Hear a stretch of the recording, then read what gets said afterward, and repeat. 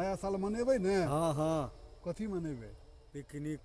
Picnic तो picnic में की करबै? कथी बनेबै? माछ। माछ बनेबै? माछ खेबै? हाँ अरे नहीं यौ, हे रे अपने सब मिथिला में छी ने यौ। अपने सब मिथिला में नया साल के दिन से अब दुनू आदमी चलब, आरो एगो दूगो यार दोस्त के ताकि लेब आ जाके ओतऽ गाछी में भात दालि तरुआ तरकारी, यानी नया साल के शुरुआत जे होइ छै से शुद्ध शाकाहारी भोजन से शुरू करऽ के छै कि भरि साल नीक सँ दिन बीते। अब एगो लाल पान लगाओ तो गुलाबी चिली। हाँ एगो पान लगा के दियो तो चून कम देवे, कथ ज्यादा देवे, पात करगर देवे। फुर्ती से लगाओ से कही देना है। अब वो हाथ धोका की सब हाथ में रखले छी भर दिन तमाकुल जाओ। हाँ ई सब हाथ धोका तनी माने हमरा 5 गो 7 गो हाथ है जे सबटा हाथ के धोने है वो दुन्नू के धोका।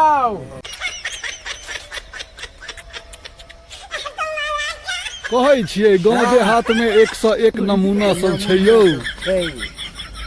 देख लियौ बूढ़ भऽ गेलखिन लेकिन चटकार मोनक ओ झटकार ओ लटकार नहीं गेलन है अखन धरि।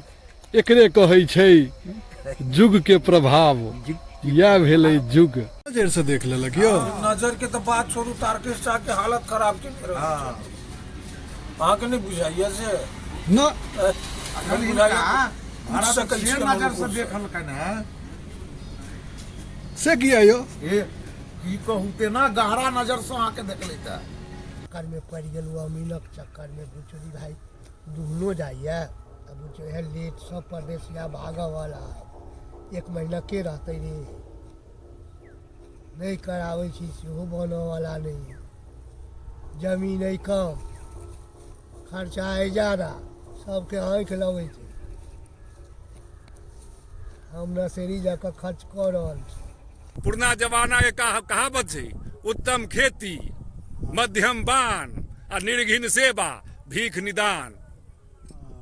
सेवा तो सबसे निर्घिन छै। आब आई के जमाना बदललै या तो लोग नौकरी के पाछू बेहाल भेलै।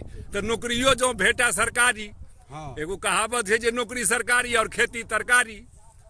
सरकारी नौकरी छ तो सब दिन तोरा जेबी में पाई रहता, आ तरकारी के खेती करे छ तो सब दिन तोरा जेबी में पाई रहता। किछु ने किछु आमदनी हेबे करत। करे सरकारी नौकरी आ नहीं तो बेचे तरकारी। हाँ ई जमीन के कोठा कहै छै।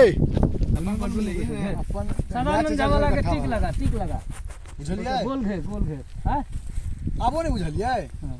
वो बड़का चचा के आई बेर नहीं बुझबे तो नहीं बुझबे।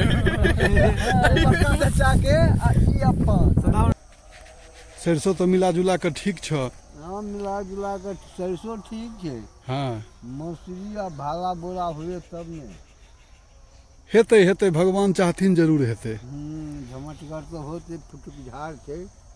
हाँ ई युग छै से अर्थ युग छै, पाइए से सब किछु होइ छै। पाइ अनिवार्य छै, तकर बादे सब किछु छै। हाँ अपन विचार नीक राखऽ के, सर समाज के देखैत जै समाज में छी ओहि समाज के आधार पर अपन जीवन चलाबऽ के। लेकिन पढ़ू लिखू नीक से रहू तहने आगा बढ़ब आ नीक रहब।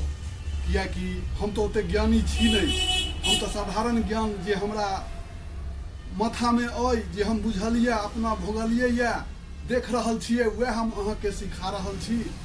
तो सीख लिअ कम से कम, कियाकि बहुत जमाना खराब भऽ रहल छै। जो जो दिन बीतै छै तो समस्या गंभीर भेल जाइ छै, महंगाई बढ़ल जाइ छै, देखते छियै आ देखबै आगा जाकऽ। तो एहन नहीं हुआ कि सब बुझबै लेकिन समय बीत गेला के बाद हमरे जकाँ। ताहि दुआरे बेर अइ अहाँ सबके, पढ़ू लिखू होशियार बनू बुधियार बनू, अहाँ देश के भविष्य छियै। तो एतबा कहि कऽ ई वीडियो रोकि रहल छी। तो कनि धिया पुता सब ध्यान देबै।